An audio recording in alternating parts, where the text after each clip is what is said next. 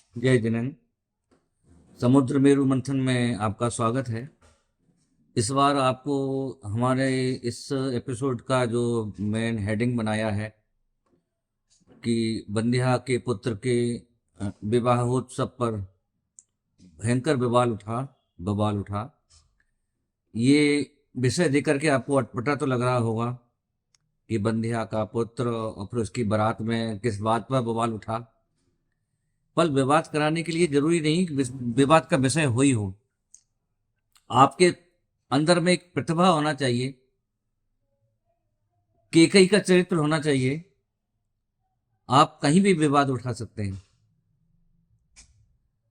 शायद आपको लगेगा कि ऐसा क्यों कह रहे हैं। हाँ, ऐसा हकीकत हो रही है। जीवन में, सामाजिक परिवेश में और धार्मिक परिवेश में यही हो रहा है। बिना विषय के, बिना बिंदु के विवाद समाज में हो रहे हैं। कराने वाला में विवाद प्रतिभा होना चाहिए।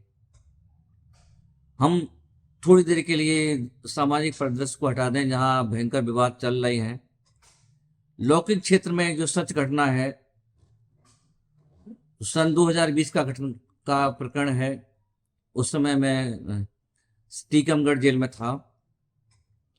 मेरे सामने एक केस आया जिसमें एक ही टीकमगढ़ के पास एक पृथ्वीपुर जगह है, वहां पर विवाद हुआ और एक ही मोहल्ले के, एक ही रिश्तेदार के, यहाँ तक कि उसमें डॉक्टर, इंजीनियर, पोस्ट ऑफिस जो आता है, वो घर में जो टीचर पढ़ाने आते हैं, ऐसे 45 लोग जेल में बंद थे।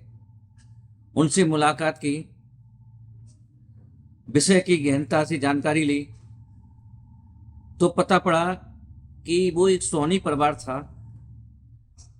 उन्होंने एक दूसरे सोनी परिवार से 15 लाख रुपए में जगह ली और खरीदने वाली ने जिससे खरीदी थी उसके अकाउंट में 15 लाख रुपए जमा कर दिए। कुछ दिनों बाद वे देखने गया कि मेरे अकाउंट में 15 लाख रुपए जमा है या नहीं। तो उसने देखा जा कि बैंक वाले सब अनपढ़ लोग थे और अनपढ़ों के बीच में विवाद ज्यादा होते हैं। देखा जाके पासबुक देखी तो उसमें 15 लाख रुपए जो जमा थे, उसने ये समझा कि 15 लाख रुपए मेरे निकाल लिए। उदास होकर के घर पर आया, बैंक मैनेजर से कुछ पूछा भी नहीं। पत्नी से बोला कि उसने तो मेरे 15 लाख रुपए निकाल लिए हैं और इसमें लिखा हुआ है, नामे लिखा हुआ है, निकासी में लिखा हुआ है, इसको सजा देकर तो रहेंगे हम, कुछ भी हो जाए। वो सोनी परिवार रात में एक फांसी का फंदा लगाया। अपने 2 मासूम बच्चे, पत्नी और बाद में खुद, उन चारों लोगों ने फांसी लगा ली और मर गए। सुबह जब वो नहीं उठे, लोगों ने दरवाजा खटखटाया, देखा, दरवाजा तोड़ा, अंदर देखा तो भी 4 लोग फांसी के फंदे पे, पति पत्नी और 2 बच्चे फांसी के फंदे में झूल रहे थे। साथ में एक सुसाइड नोट भी दे गए थे जिसमें 45 लोगों के नाम थे और ये लिखा हुआ था, इन्होंने मेरे अकाउंट में पैसे निकाल लिए, अकाउंट से पैसे निकाल लिए हैं और इनको हमने जमीन बेची थी पर इन्होंने मेरे अकाउंट से 15 लाख रुपए निकाल लिए हैं और ये नाम है। उसमें उस बच्चे, उनके घर में जो बच्चे, 2 बच्चे थे, उनको जो ट्यूशन पढ़ाने आता था टीचर, उस टीचर का नाम भी था। डाक खाने का जो डाकिया जो उनके घर पर डाक देने आता था, बिजली का बिल जो मीटर देखने आता था, मोहल्ला पड़ोस, यहाँ तक कि उस मोहल्ले में कुछ लड़कियों के दामाद भी, हस्बैंड भी आए हुए थे जो विदा कराने आए हुए थे। ऐसे मोहल्ला के जो डॉक्टर साहब थे, जो मोहल्ला में लोगों को जो झोला छाप टाइप के थे, कराने आते थे, ऐसे 45 लोगों के नाम उसने लिखे।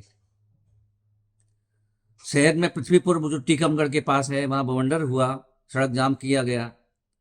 उस समय शायद शिवराज सिंह जी उस समय मुख्यमंत्री थे। शिवराज सिंह जब सड़क जाम हुआ, बवंडर मचा, तो जांच के आदेश दे दिए। पुलिस वालों ने उस सुसाइड नोट के आधार पर 45 लोगों को गिरफ्तारी में ले लिया, जेल में भेज दिया। संयोग की बात कि तुरंत तो कोरोना आ गया और वो 4-5 महीने से जेल में बंद थे। जब जहां उस केस की तफ्तीश की गई, पड़ताल की गई, तो शायद आपको ताज्जुब होगा कि किस तरह से आम आदमी पुलिस की अनजान से पीड़ित होता है, अन्याय का शिकार होता है। कि वो जो पासबुक में उसने ये सोच समझ लिया था कि पैसे निकाल लिए हैं, हकीकत ये नहीं थी। हकीकत ये थी कि उसके पासबुक में 15 लाख रुपए जमा थे। जमा को उसने निकासी समझ लिया था और ये सोच करके चारों लोगों ने फांसी लगा ली थी। अब आप समझिए गुनहगार कौन था, किसका अपराध था। उन 45 लोगों का कहीं भी कोई अपराध नहीं था, पर मेरे साथ वो 45 लोग, उसमें तो एक व्यक्ति ऐसा था, टीचरशिप के लिए उसकी नियुक्ति हो गई थी और 2-4 दिन में वो ज्वाइनिंग करने के लिए जा रहा था, लेकिन ये अपराध होने के कारण उसकी ज्वाइनिंग भी चली गई। ऐसे कई लोग जो भयंकर स्थिति में थे, कोई उनका अपराध नहीं था, पर जेल में बंद हो गए।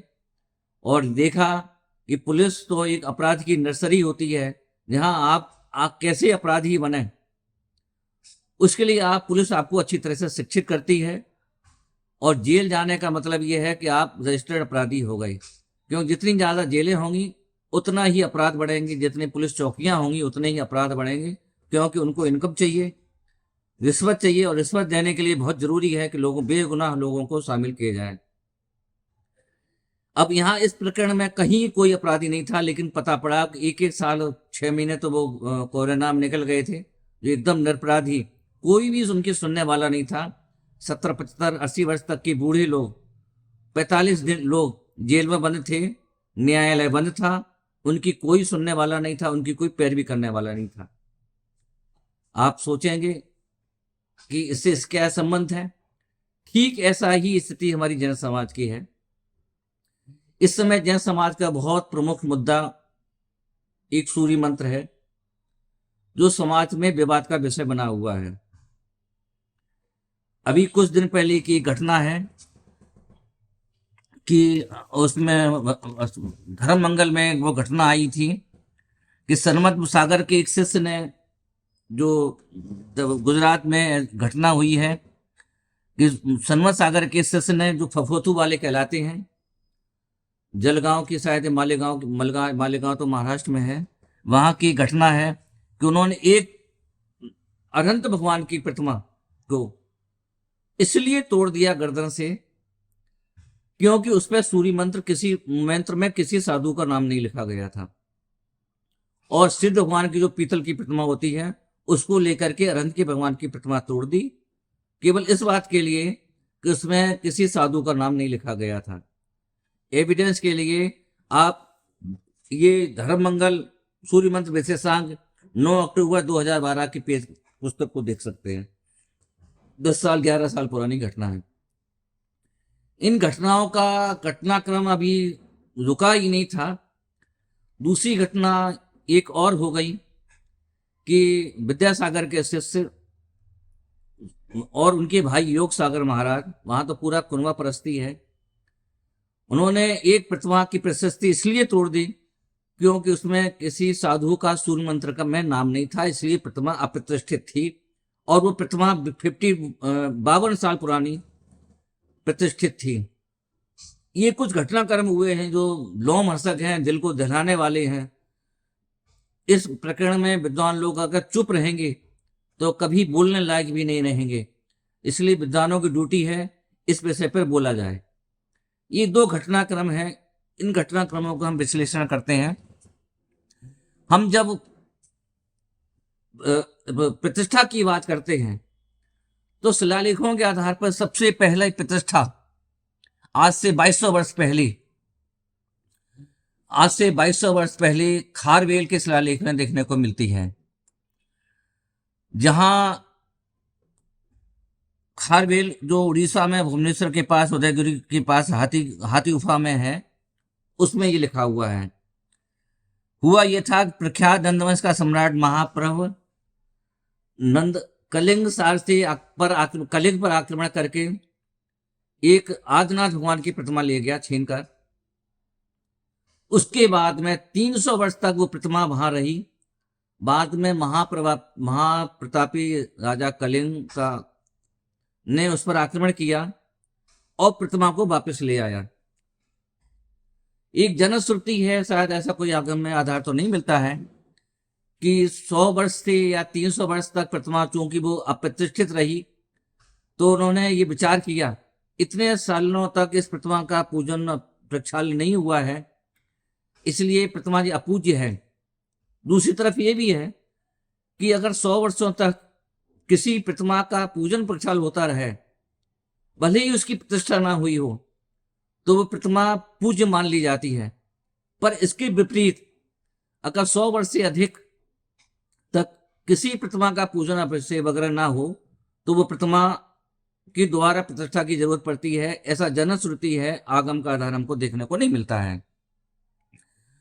उन्होंने फिर बहुत, राजा खारवेल ने उस प्रतिमा कलिंग जिन प्रतिमा का दोबारा प्रतिष्ठा कराई। प्रतिष्ठा के इतिहास में पहला इतिहास ये मिलता है, ये 2200 वर्ष पुरानी घटना है, जो शिलालेख में, खारवेल के शिलालेख में देखने को मिलता है। प्रतिष्ठा कराने के बाद में जो बहुत महत्वपूर्ण बात है, जो देखने वाली बात है, 16वें पंक्ति में लिखा हुआ है उस शिलालेख के, बैडूर्य गमे पंक्ति प्रतिष्ठापयामी प्रतिष्ठापयति, कि बैडूर मणि की पंक्ति के समान सुशोभित गर्भगृह में उस कलिंग जिन की प्रतिष्ठा कराई।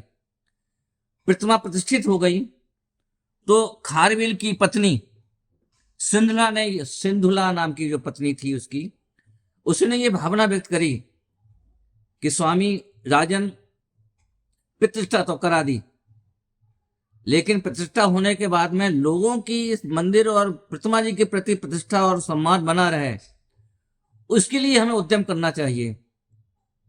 यह विचार कर पास की सामने वाली पहाड़ी पर उन्होंने एक चौयठी अंग सतिके तुर्यम उपादेयति नाम की पंक्ति उसमें लिखी हुई है, जिसका अर्थ ये होता है कि उन्होंने उस दोबारा जिन श्रुत की संरक्षण करने के लिए शब्द दिया है, जीर्ण स्वर्ण संरक्षणम, जिन श्रुत के संरक्षण करने के लिए, एक जिन श्रुत का प्रचार करने के लिए, उसका संरक्षण करने के लिए आसपास के जितने मुनिराज थे, तपस्वी थे, ऋषि थे, ज्ञानी थे, धर्मात्मा थे, उन सबको बुलाया और धर्म चर्चा की, जिसको हम आज की भाषा में बोल सकते हैं एक विद्वत गोष्ठी की।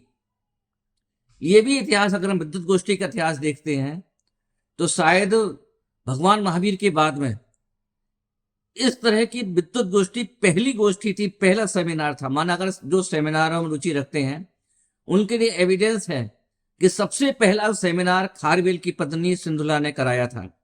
ये दोनों घटनाएं हैं जिनको हम थोड़ा सा तारतम्य सूत्र मिला करके हम बात करें तो उसका अर्थ हुआ कि जब हम पंचकर्णा कराते हैं तो पंचकर्णा करने वाले की ड्यूटी है कि पंचकर्णा के बाद में उस मंदिर जी के प्रति लोगों को आस्था बनी रहे, बहुमान बना रहे, और मंदिर क्यों आए उनके कारणों की समीक्षा करने के लिए, धर्म प्रभावना के लिए और जिन धर्म की वृद्धि करने के लिए विद्युत गोष्ठी का आयोजन भी करना चाहिए। ये इस शिलालेख से संकेत मिलता है, जो आज के समय में ये बहुत जरूरत है। जबकि आज तो ये होता है कि जहां पर मंदिर प्रतिष्ठा कराती है, प्रतिष्ठा कराने के बाद ऐसा सहज कहने योग बन रहा है कि वो सामाजिक झगड़े शुरू हो जाते हैं। लेकिन ये शिलालेख इस बात का प्रतीक है। यहाँ जो दूसरा देखने वाली बात यह है कि प्रतिष्ठा के बाद में राजा खारवेल ने, उसकी पत्नी सिंधुला ने आसपास के मुनिराजों को बुलाया। इसके मतलब हुआ कि पंचकर्णा में उस समय मुनिराज नहीं थे। माने मुनिराजों की उपस्थिति पंचकर्णा के बाद में अगर होती है तो उसमें कोई दिक्कत नहीं है। ऋषि मुनि तपस्वी के शब्द का उपयोग किया, विद्वानों का उपयोग किया है, लेकिन उसके पहले प्रतिष्ठा के समय पर मुनिराज की उपस्थिति कोई जरूरी नहीं, अनिवार्य रूप से अनुपस्थिति जरूरी है। ये देखने वाली बात है। हम अगर इसकी बात करें, जो बात इसकी आ गई, सूर्य मंत्र की आ गई, हम सूर्य मंत्र की बात करें तो सूर्य मंत्र कहाँ से आया, सबसे पहले कहाँ उपयोग हुआ है, ये भी देखने और समझने की जरूरत है। एक्चुअल में सूर्य मंत्र और सूर्य मंत्र दो चीजें होती हैं। जो लोग आरएसएस के विद्यालयों में पढ़े होंगे, सरस्वती शिशु मंदिर में, वहां भोजन के बाद में सूर्य मंत्र पढ़ाया जाता है। भोजन के बाद सूर्य, तो वो सूर्य मंत्र यहाँ वाला सूर्य मंत्र तो नहीं है। यहाँ शब्द प्रयोग किया गया है जो दिगंबर समाज में प्रयोग किया जाता है, सूर्य मंत्र, सूर्य। ये शब्द मूल रूप से दिगंबरों का नहीं है, इंपोर्टेड, आयातित है, मूल शब्द हमारा नहीं है। ये शब्द मूल रूप से श्वेतांबरी परंपरा से आया हुआ है, जो 10वीं 11वीं शताब्दी में जो बहुत ज्यादा विकसित हो गया था। और उसमें जब आचार्य माने जो पंच परमेष्ठी में उपाध्याय और उपाध्याय की पहले जो आचार्य है, उन आचार्य को जब आचार्य पद दिया जाता है, तब जो व्यवस्थाएं होती हैं और जो मंत्रित किए जाते हैं उसको सूर्य मंत्र बोलते हैं। इसलिए इस सूर्य मंत्र का तीर्थंकर के जीवन से कोई संबंध नहीं है, ये तो बात स्पष्ट समझ लेना चाहिए। ये इस संदर्भ में भी महत्वपूर्ण है कि इस संबंधी कोई विवेचन दिगंबर परंपरा में सूर्य मंत्र का नहीं मिलता है। श्वेतांबर परंपरा में बहुत साहित्य मिलता है, जो देखने वाली बात है कि वहां पर सूर्य मंत्र से संबंधित बहुत साहित्य मिलता है। और वो हम क्रमवार आपको बता दें। सूर्य मंत्र कल्प समुच्चय 20वीं के 21वीं शताब्दी का मुनि जम्बू विजय, इन्होंने इस किताब लिखी है। सूर्य पद स्थापना विधि अज्ञात करता है, 15वीं 16वीं शताब्दी में इन्होंने किताब लिखी है। सूर्य मंत्र संकलित है, ये 20वीं 21वीं शताब्दी में लिखा गया है। सूर्य मंत्र कल्प देव सूर्य, ये 13वीं शताब्दी में लिखा गया है। सूर्य मंत्र गर्भित लब्धि स्तोत्र अज्ञात करता है, 15वीं शताब्दी में लिखा गया है। सूर्य मंत्र प्रदेश विवरण जिन प्रभ सूर्य 1363 विक्रम संवत में लिखा गया है। सूर्य मंत्र विशेष आमनाएं मेरुतुंग सूर्य 1496 में पुस्तक लिखी गई है।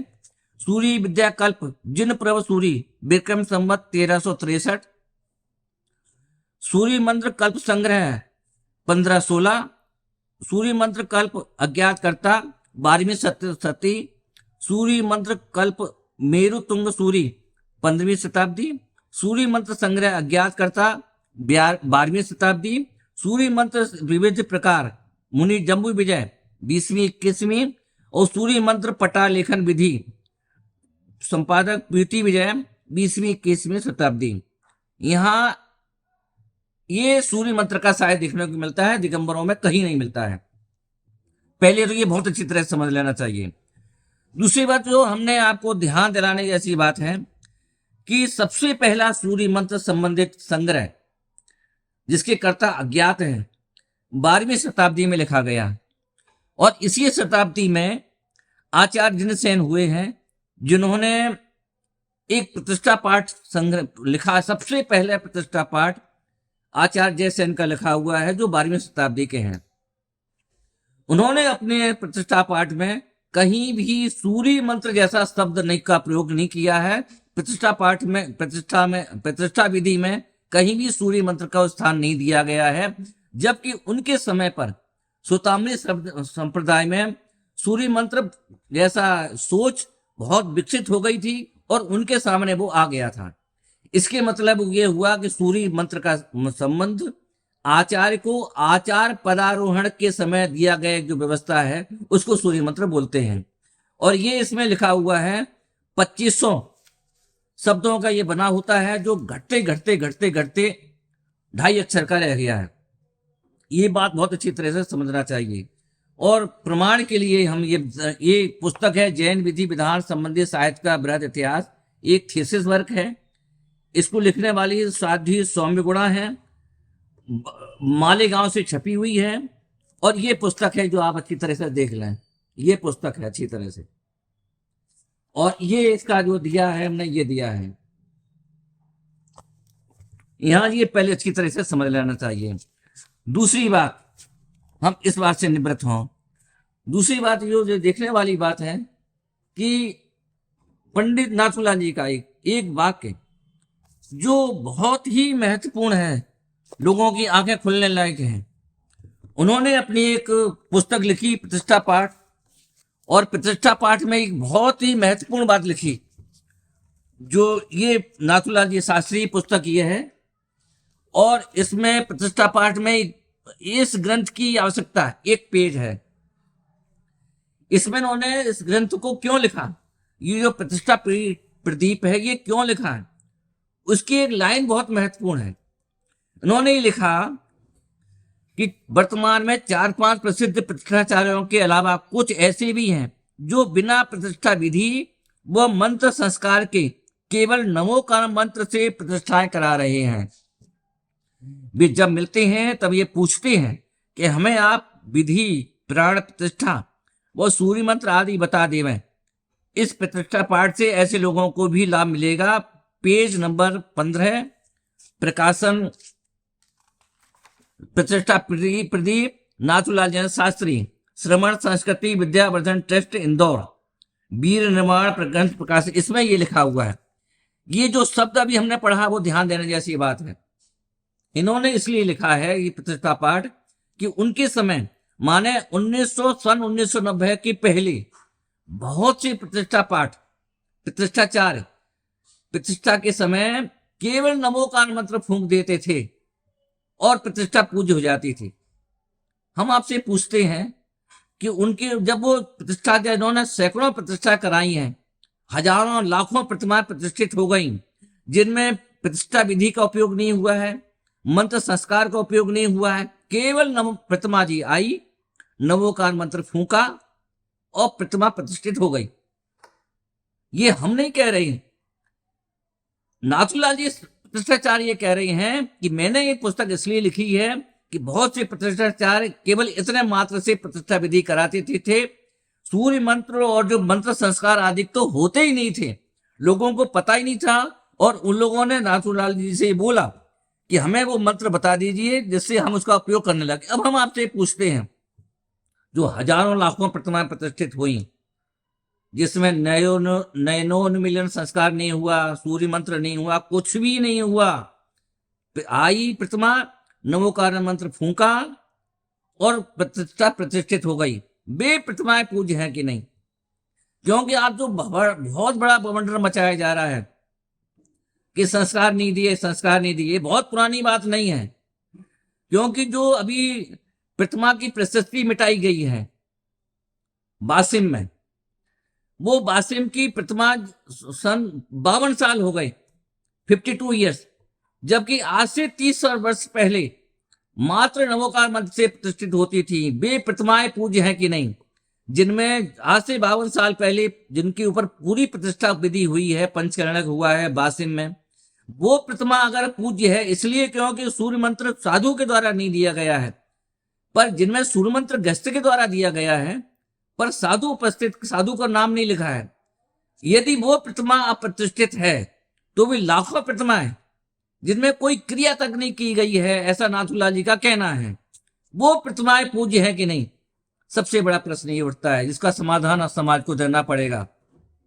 ये मैं बिल्कुल नहीं कह रहा हूं, ये 15 नंबर का पेज, और इस पुस्तक पर आचार्य विद्यानंद का आशीर्वाद भी है, नाथूलाल जी की लिखी हुई है।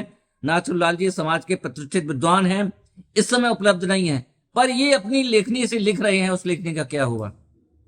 सबसे बड़ी बात यह है, इसका उत्तर तो समाज को देना ही पड़ेगा।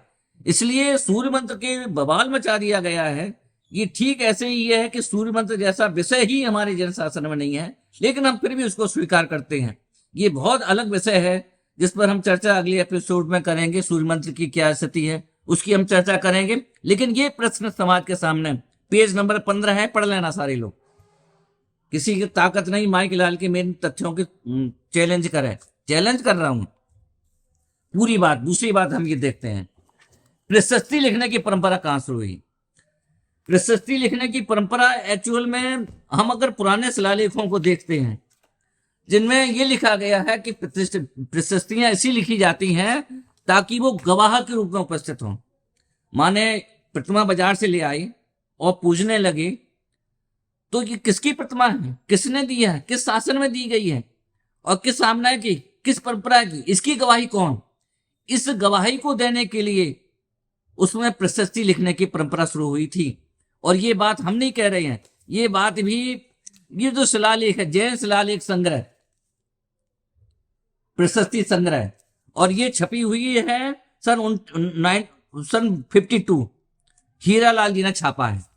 उसमें उन्होंने लिखा है कि प्रशस्तियां और उनके जो संग्रह लिखने की, जो प्रशस्ति लिखने की जो परंपरा थी, शिलालेख की परंपरा थी, वो ये कहती थी कि जो प्रतिमा आई है आदिनाथ की है, तो आदिनाथ की गवाही ये प्रशस्ति से होती थी।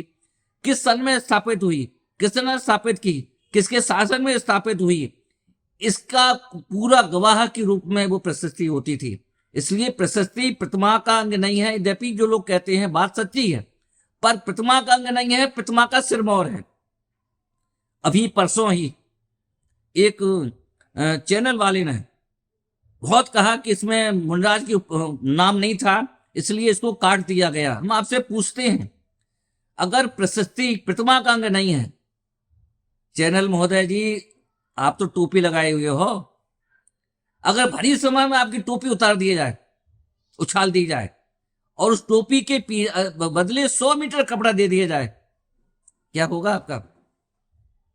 भरी समय में टोपी उछाली जाए। टोपी आपके शरीर का अंग नहीं है, आपके सिर की गर्मा नहीं है, आपके सिर का अंग नहीं है। सिर का अंग तो बाल हो सकते हैं, पर टोपी नहीं है। पर भरी सभा में आपकी टोपी उछाल दिया जाए, क्या है? उछल जाओगी। हजारों बर्रइयों ने और बिच्छू ने काटा होगा, इतना दर्द होगा। क्यों? इसलिए दर्द होगा क्योंकि टोपी आपकी आन बान शान है। लोग जब विवाद होते थे तो झगड़े छुटाने के लिए पैरों में टोपी रख देते थे। ये हमारी इज्जत है, शान है। अरे 2 मीटर का, 2 इंच का कपड़ा, 1 फुट का कपड़ा हमारी शान कैसे हो सकती है? देश जब लड़ता था तो टोपी के लिए लड़ता था, पगड़ी के लिए लड़ता था। पगड़ी शरीर का अंग नहीं है, पर ये शरीर की आन और शान का प्रतीक है। इसी तरह से जो शिलालेख में, प्रतिमा जी में जो प्रशस्ति है, वो प्रशस्ति ही ये कह रही है कि आदिनाथ है कि महावीर है। क्योंकि लेख ही नहीं, उसमें जो आकृति है, उसमें बैल का निशान है या उसमें शेर का निशान है, वो ही ये कह रहा है। माने प्रशस्ति प्रतिमा का अंग नहीं होते हुए भी प्रतिमा के अंग की आन और शान है।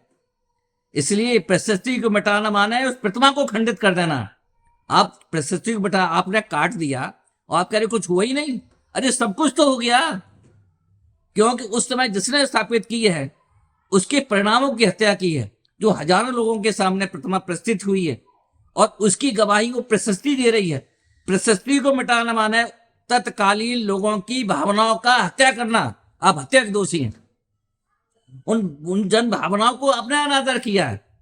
हम जानते, हम यह बात भी मान लें कि वहां कुछ अधूरा रह गया, तो आप अलग से अगर कह सकते हो कि इस प्रशस्ति में ये लिखा हुआ ये गलत है, इसमें ये शब्द भी जोड़ा जाए, पर आज से 52 साल पहले जो उन्होंने स्थापित किया है, तो हम आपसे पूछते हैं 52 ईयर्स तक जिन्होंने उस प्रतिमा को पूजा है, उनकी भावनाओं का क्या होगा? वो सब गलत अपूज्य कर रहे थे क्या? 7 प्रतिमाएं हैं, आपको पता नहीं आपने कितना बड़ा अपराध किया है।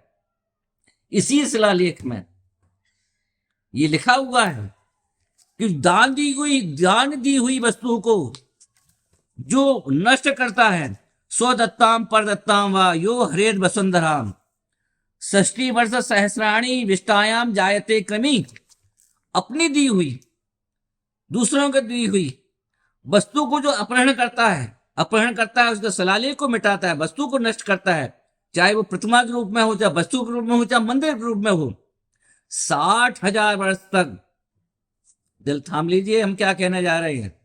अगर कोई मोटरसाइकिल से, 4 व्हीलर से गाड़ी चला रही हूं और मेरी सुन रही हो, हाथ जोड़ के निवेदन है, गाड़ी किनारे कर लीजिए। आप सुन नहीं पाएंगे, आप दिल हिल जाएगा, कांप जाएगा दिल आपका। और ये जो शिलालेख है, ये कांजू स्वामी का लिखा हुआ नहीं है। ये शिलालेख कूलगेरी कन्नड़ में, कर्नाटक में जगह है कूलगेरी प्रदेश है। तालाब के किनारे एक पाषाण है, उस पाषाण पे ये लिखा हुआ है, जो 909 ईस्वी का लिखा हुआ है। और एक नहीं, 20 शिलालेख है। बताते हैं क्या लिखा है। अपने दिए हुए, दूसरों के दिए हुए जो अपहरण करता है, नष्ट करता है इस पृथ्वी पर, षष्ठी वर्ष सहस्राणी, षष्ठी माना 60, वर्ष माना साल, सहस्राणी 1000, 60,000 वर्ष तक क्या होता है पता है? मैं नहीं बोलूंगा, पढ़ लीजिए, हरी लाइन लिखी हुई है, हरी लाइन लिखी हुई है, पढ़ लीजिए। 60,000 वर्ष तक वो अपने ही लेटरिन का कीड़ा होगा। समझ लीजिए क्या होगा आगे। तो ये लिखा है जो ये मिटाएगा उसके नाती नता पंक्ति सब बर्बाद हो जाए, सब नष्ट हो जाए, उसका कुल का नाश हो जाए। शिलालेखों में 909 कर्नाटक प्रदेश के शिलालेख है और अलग अलग प्रदेशों के हैं। माने जो लिखे गए शिलालेख को मिटाता है उसका पूरा परिवार, उसका पूरा वंश नष्ट होता है और वो 60,000 वर्ष तक अपनी ही लेटरिन का कीड़ा होता है, चाहे वो श्रावक हो और चाहे वो साधु हो। इसलिए हे साधुओं, जिन्होंने इस प्रशस्ति को मिटाने को उपक्रम किया है, नरक तो दूर अपनी ही लेटरिन का कीड़ा हो गए और नाती नता और जिन्होंने इसकी अनुमोदना की है, लिखा हुआ है इसमें कि जो अनुमोदना, क्योंकि दान दी हुई वस्तु को जो संरक्षण नहीं दे पाता है, संरक्षण करने वाले भी उतने अपराधी हैं। ये तत्कालीन शिलालेखों में लिखा हुआ है, आपने नहीं पढ़ा तो मेरी जिम्मेवारी नहीं है। करो आप अधिवेशन कितना करोगे आप, लेकिन सच है वो तो स्वीकार। इसलिए लोगों को पढ़ने के लिए प्रेरित नहीं किया जाता है। ये हम कोई समय सार की कथा नहीं सुना रहे जो आप 2 मिनट में उड़ा दो। ये शिलालेख हैं, दोबारा फिर पढ़ लेना। स्वदत्ताम परदत्ताम वा यो हरेश वसुंधराम षष्ठी वर्ष सहस्राणी विष्टायाम जायते कृमि।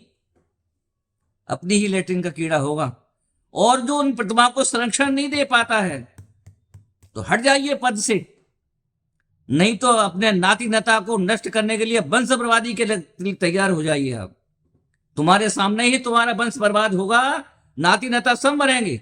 ये हम नहीं कह रहे हैं, हम तो कह रहे हैं फले फूल हैं, दिन में पूरे वंश आपका वृद्धि हो। पर तत्कालीन शिलालेख संग्रह भाग 2 पढ़ लेना, किसी के पास पढ़ने का शौक हो। यद्यपि आपको पढ़ने की फुर्सत नहीं, हम जानते हैं, क्योंकि आपको तो कपड़ा बनाने और सूत कपास, ना सूत ना कपास, जुलाहों में लठा लठी। आपको तो कपड़ा बनाने से फुर्सत नहीं है, आपको तो गायों का गोबर का कंडा पासने से फुर्सत नहीं है। आपको पढ़ने लिखने से क्या मतलब, आपको तो दुश्मनी है पढ़ने से। लेकिन आपको दुश्मनी होगी ना, सबको तो नहीं है। ये जैन शिलालेख संग्रह प्रतिमा विजय देख लीजिए, ये वही कानू स्वामी का लिखा हुआ नहीं, देख लीजिए, पढ़ लीजिए अच्छी तरह से आप। दूसरा भाग पंडित विजय मूर्ति MS शास्त्राचार्य, माणिक चंद ग्रंथ, जैन ग्रंथमाला समिति, विक्रम संवत 2009, मूल्य 5 रुपया। ये शिलालेखों में ऐसा लिखा हुआ है। इसलिए जिन्होंने ये किया है भयंकर अपराध किया है। उन्होंने प्रशस्ति नहीं तोड़ी है, उन्होंने जिट प्रतिमा को खंडित किया है, क्योंकि प्रशस्ति प्रतिमा का अंग है। प्रतिमा की गुणानुवाद प्रशस्ति करती है कि जिन्होंने ये प्रतिमा दी है वे शुभ भाव युक्त हैं और उन्होंने इस प्रतिमा को विराजमान किया है, उनकी अनुमोदना करती। उसमें वो काल गवाह है, वो छेनी गवाह है और वो समय गवाह है, और जिस राजा के शासन में हुआ वो राजा गवाह है। माने आपका राजा के विनाश किया आपने, तत्कालीन काल का विनाश किया है। और तत्कालीन जो भीड़ थी, समाज थी, आपकी नाती नता अगर उसके परमिशन देते हैं, आपको अधिकार नहीं बनता है। क्योंकि वो प्रतिमा अगर हमने, हमारे पिताजी ने दी है, हम उसमें कुछ संशोधन कराएं, ये हमें अधिकार नहीं बनता है। क्योंकि वो प्रतिमा तो हमारे पिताजी ने समाज को समर्पित कर दी, प्रतिमा हमारी नहीं रही है, वो प्रॉपर्टी समाज की हो गई है। और समाज को भी अधिकार नहीं बनता है कि संशोधन करें। अगर असहमति है तो अलग से शिलापट लगाए, पर समाज को संरक्षण करने का अधिकार है, विनाश करने का अधिकार नहीं है, क्योंकि वो समाज को समर्पित की है। और शिलालेख में लिखा है कि जो संरक्षण नहीं कर पाते हैं, चाहे अध्यक्ष चमट्टी हो, वे अपने वंश के नाश के लिए तैयार रहें। मेरी तो फलने फूलने की भावना है, लेकिन इस शिलालेखों को जो 1000 वर्ष पहले लिखे गए, उनका क्या करोगे? इसलिए जो दूसरों के इतिहास मिटाते हैं वे मिटाते हैं जिनके पास खुद की श्रेष्ठता नहीं होती है, जो जिनकी खुद की कुव्वत नहीं होती है। अगर योग्यता श्रेष्ठता है तो अपना इतिहास लिखिए ना आप, पर दूसरों का इतिहास वे मिटाते हैं जिनके पास खुद का इतिहास लिखने की ताकत नहीं होती है। और जो खुद का इतिहास लिखने की ताकत नहीं होती है, इतिहास जो मिटाते दूसरों को, चाहे चक्रवर्ती भी हों, प्रतिमाएं नहीं बनी। दो भाई भरत और बाहुबली, बाहुबली की तो पूरे देश में प्रतिमाएं हैं, पर भरत जी की प्रतिमाओं का काल है। अभी कुछ दिनों से बनी, बात बहुमान नहीं है, बहुत नहीं है। क्यों? बाहुबली भगवान की प्रतिमा बनाई, पर भरत जी की प्रतिमाओं को बनाने का समाज ने रवैया क्यों नहीं अपनाया? भले ही वो पूज्य थे, पर भरत जी ने एक बहुत बड़ा सांस्कृतिक कलंक किया था इस देश पर, कि वो चक्रवर्ती होकर के जब चक्रवर्ती के शिलापट पर लिखाने गए तो दूसरों का नाम बिठा करके अपना नाम लिखा। ये सांस्कृतिक बहुत बड़ा कलंक भरत जी के व्यक्तित्व पर लिखा हुआ है, इसलिए इतिहास ने उनकी प्रतिभाओं का निर्माण नहीं किया। भले ही अभी कुछ कालों से होने लगा हो, लेकिन इतिहास ने आज तक उनको माफ नहीं किया है, तो तुम्हें तो कौन माफ करेगा? इसलिए जो लोग इसमें शामिल हैं वो पुनर्विचार करें कि उनके ऊपर छोटा कोई अपराध नहीं हुआ है, उनके ऊपर बहुत बड़ा सांस्कृतिक अपराध हुआ है। इस पर समाज को बहुत गंभीरता से विचार करना चाहिए, क्योंकि पब्लिक को देख करके बात नहीं कही जाएगी। 100 लोग कहें, उसके आधार पर योगेश हाँ में हाँ मिला दे, ये योगेश का नेचर नहीं है। योगेश वही बोलेगा जो सत्य, सत्य को देख करके बात की जाएगी। भीड़ को देख करके, भीड़ से दब करके बात नहीं की जाएगी। और जिन साधुओं ने कलंक किया है, पंडित आशाधर जी ने आज से 400 वर्ष पहले लिख दिया था, पंडित ही भ्रष्टाचारित्र ही बठरश्चित तपोध नहीं निर्मलम जिन शासनम मलिनीकृतम। पंडित आशाधर जी के समय भी साधु और दुष्ट पंडित जिन शासन को मलिन किया था, समाज को भड़काया था।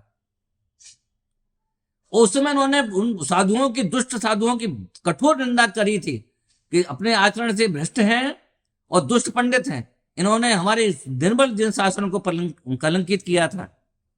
उस समय भले ही लोगों ने साथ ना दिया हो, लेकिन ये आज ये प्रमाण है कि आशाधर जी ने उन दुष्ट और भ्रष्ट पंडितों का तीव्र विरोध किया था। आज हम विद्वानों से निवेदन करते हैं, यदि आज अब भी नहीं बोले तो आप लोगों की ऐसी गति होगी कि आप बोलने लायक नहीं रहोगे। ये काल तुम्हें क्षमा नहीं करेगा। हम उन विद्युत परिषद, शास्त्रीय परिषद को आग्रह करते हैं, निवेदन करते हैं कि बात किसी पंथ विशेष की नहीं है, चाहे वो श्वेतांबर हो, दिगंबर हो, मूर्ति पूजक हो, 20 पंथी 13 पंथी हो, प्रतिमाओं की प्रशस्ति हटाना आज आपका आज का वक्त है। आज आपने मिटा दिया, कल किसी दूसरे का वक्त होगा। आपने प्रशस्ति मिटाने का उदाहरण और रास्ता बता दिया है आपने। ये आपका छोटा अपराध नहीं है, बात किसी पंथ विशेष की नहीं है। हमारे लिए 20 पंथी प्रतिमाएं भी, क्योंकि ये तो पूजन पद्धति है। आज जिस पर फूल चढ़ रहे हैं, कल को कौन, कितने लोग देखते हैं कि 20 पंथी पर 13 पंथी प्रतिमा थी, आज से 1000 वर्ष पहले थी या नहीं थी, पूज्य है। वो सब हमारे लिए पूज्य है, क्योंकि पूज्यता का आधार तो वीतरागता और सर्वज्ञता है। पूज्यता का आधार ये नहीं कि उसमें किसका नाम लिखा हुआ है। इसलिए जिसका कोई वजूद ही ना हो, मुनिराजों की उपस्थिति वहां जहां अनुपस्थिति अनिवार्य हो, उस विषय पर विवाद कराना ये सरासर गलत है। इसलिए इसकी घोर निंदा करना चाहिए। और उन बासिनबासी जो ट्रस्टी के लोग हैं और जिन्होंने उनकी अनुमोदना करी है, उनसे एक बात बहुत सावधानी, आपको मंदिर की संरक्षण करने के लिए सौंपा गया था, प्रशस्ति मिटाने के लिए नहीं सौंपा गया था। फिर भी यदि आपने प्रशस्ति मिटाई है तो जितने आपके वंश हैं तैयार हो जाइए, वंश आपका नहीं चलेगा दोबारा, क्योंकि आपने बहुत बड़ा सांस्कृतिक अपराध किया है। उसकी सजा तो आपको वक्त देगा, आज का वक्त नहीं देगा। 100 साल बाद, 200 साल बाद जब ये इतिहास याद आएगा तो इस रूप में याद किया जाएगा। आचार्य विद्यासागर और योग सागर प्रशस्तियां मिटाने के लिए उन्होंने मुनि पद धारण किया था। यदि नहीं किया था तो उन्होंने लगातार प्रशस्तियां मिटा रहे हैं। और तो और आचार्य महाप्रज्ञ सागर ही बोल रहे हैं कि मुनिराज की उपस्थिति पंचकर्णक में जरूरी नहीं है। ये पूरा एक लेख है, प्रतिष्ठा पाठ में भ्रष्टाचार की भूमिका, ये पूरा लेख है, ये पूरा हमारे पास उपलब्ध है। ये अभी जितने प्रतिष्ठा पाठ हैं प्रतिष्ठा तिलक, प्रतिष्ठा रत्नाकर। दूसरी बात है कि यदि आपने प्रशस्ति लिखी है तो वो तो प्राण प्रतिष्ठा हो चुकी है ना। क्या जिन शासन में प्रतिष्ठा पाठ में कोई ऐसा मंत्र है कि पहले जो प्रतिष्ठा हो चुकी है उन प्रतिष्ठा के पहले अपहरण किया जाए, फिर उसमें प्रशस्ति लिखी जाए, फिर दोबारा फिर उसमें प्रतिष्ठा का प्राण दिए जाए। माने प्राण प्रशस्ति लिखने के लिए पहले इस प्रतिभा को प्राणों का अपहरण किया जाए।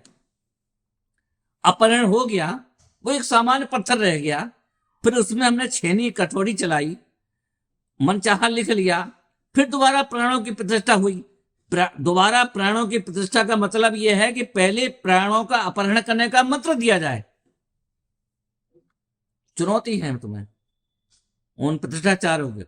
हम प्रतिष्ठाचार जो कराते हैं उनका इतिहास देखते हैं। असल में जितने ये प्रतिष्ठाचार हैं मंदिरों में भजन कीर्तन करने वाले हैं और उसके आधार पर पेट पालने वाले हैं। इसलिए प्रतिमाओं में कमीशन, पांडाल में कमीशन, बैंड बाजा वालों से कमीशन, कलशों में कमीशन, ये झांझ मंजीरे मंदिरों में बजाती रही हैं और बाद में ये प्रतिष्ठाचार हो गए हैं। इनको ये किसी को ये पता नहीं कि सूर्य मंत्र हमारा मौलिक है कि नहीं। हमारा सूर्य मंत्र मौलिक है ही नहीं। पहले तो अनंत चतुष्टय की स्थापना की जाती, जो हमने 10 पेज का लेख सूर्य मंत्र का लिखा है, प्रतिष्ठा पीयूष में पढ़ लेना चाहिए।